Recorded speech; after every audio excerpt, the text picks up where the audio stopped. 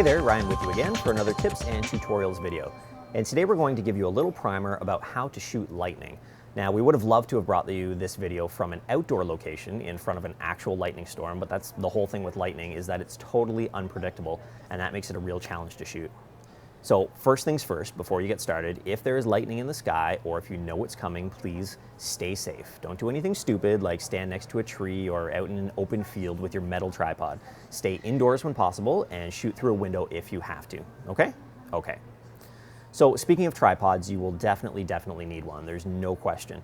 You can't do lightning shots any other way, so don't even try. Next, you need the right kind of camera. Any type of camera where you can manually set the aperture and the shutter speed is okay, but a DSLR with bulb mode is the ideal solution. So how do you know when lightning will strike and thus when you can trip your shutter to capture it? Well, you don't. You've got to get lucky, but you can tip the scales in your favor just a little bit. If your camera does not have a bulb mode, then set your shutter speed to something really slow, like 20 or 30 seconds long. Setting your aperture is tricky because if it's too wide, the lightning will completely overexpose your photo.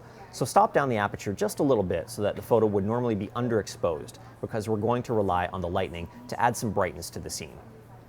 Next, manually pre-focus on something in the distance.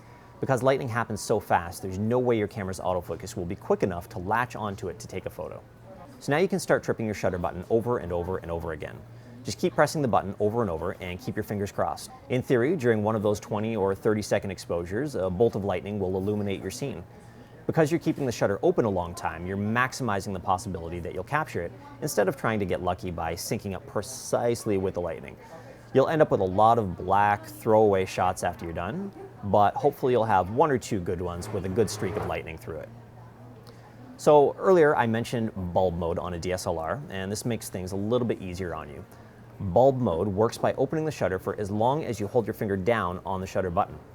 So just hold your finger down to open the shutter, wait for lightning, and then let go as soon as the flash is over and you can start a new exposure.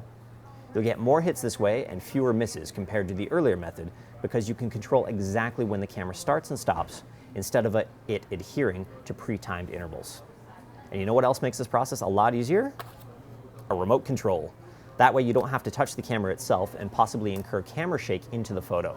Plus you can have a seat a few feet away and click the remote button over and over again instead of being hunched over your tripod. One other advantage is if your camera has a feature called an intervalometer. Not every camera has this, but an intervalometer sets the camera to make repetitive timed exposures at specific intervals. So for instance, I could tell the camera that I want to make a 15-second exposure every 15 seconds for 100 times in a row. It's a lot easier than pressing your shutter button over and over again.